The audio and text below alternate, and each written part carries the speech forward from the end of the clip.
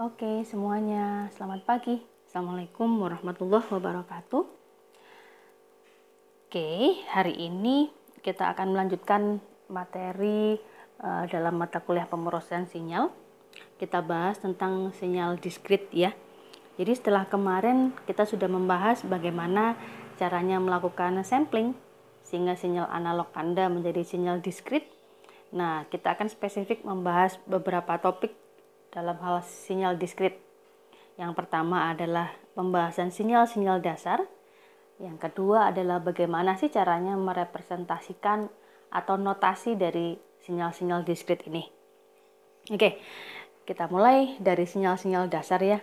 Jadi sebenarnya sinyal dasar ini sama dengan dulu Anda pelajari di mata kuliah sistem linier ya.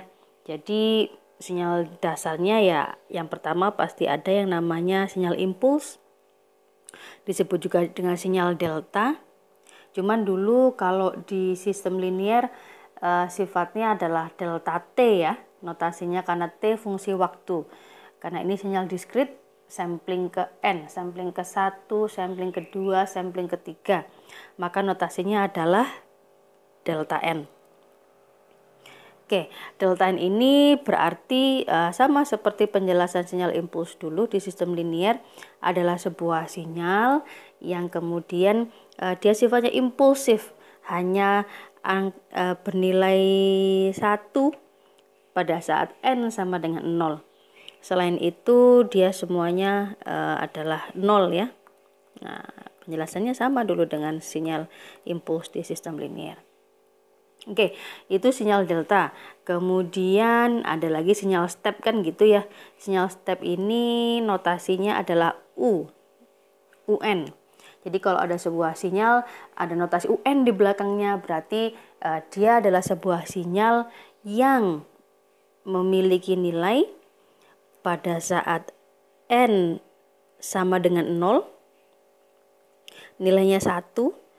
Begitu seterusnya nilainya 1 terus sampai tak hingga, dan berapapun N negatif ya, N negatif semuanya sampai minus tak hingga nilainya adalah 0 semua. Jadi kalau ada sebuah sinyal belakangnya ada UN gitu ya, berarti sinyal tersebut tidak punya nilai atau nilainya sama dengan 0 pada saat N-nya kurang dari 0 gitu ya. Oke, itu sinyal impuls, sinyal step. Nah, kemudian ada lagi yang disebut dengan unit rem atau sinyal rem.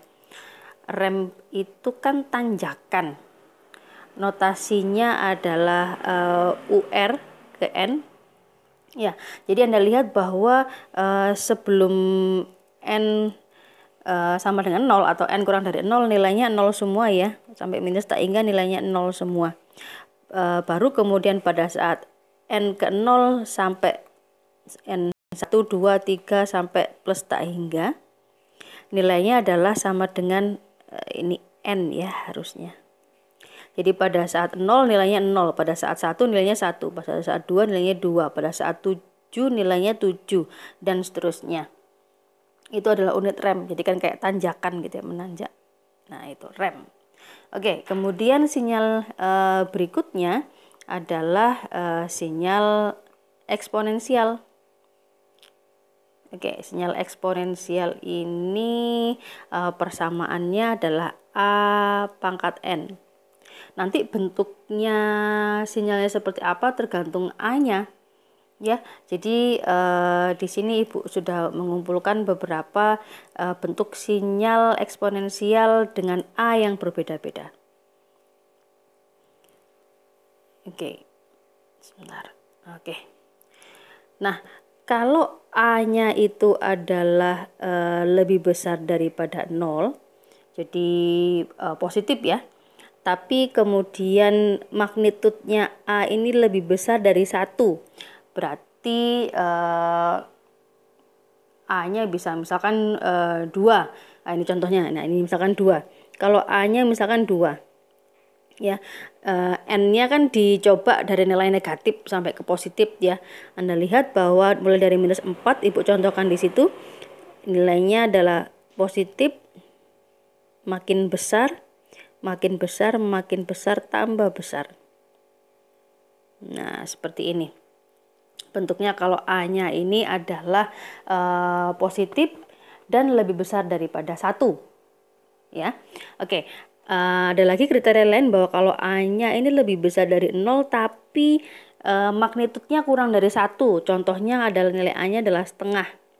Nah, Ibu contohkan di sini setengah pangkat minus 4 adalah 16, 8, tambah kecil, tambah kecil, tambah kecil, tambah kecil lagi.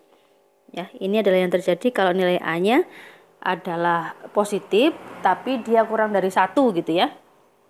Oke, next Ibu lanjutkan bagaimana kalau A-nya adalah negatif dan lebih besar dari 1 gitu ya. Negatif tapi magnitudenya lebih besar dari 1. Contohnya adalah minus 2. Nah, ini yang unik terjadi karena nilai negatif itu kan pangkat positif dia akan jadi positif. Kalau pangkatnya negatif dia akan ikut dia kalau pangkatnya negatif kalau pangkatnya adalah genap dia akan jadi positif. Nah, kalau pangkatnya ganjil dia akan jadi negatif kan gitu ya. Nah, ini jadi Anda lihat di sini nilainya sebenarnya tambah naik kan? Di sini kan tambah naik.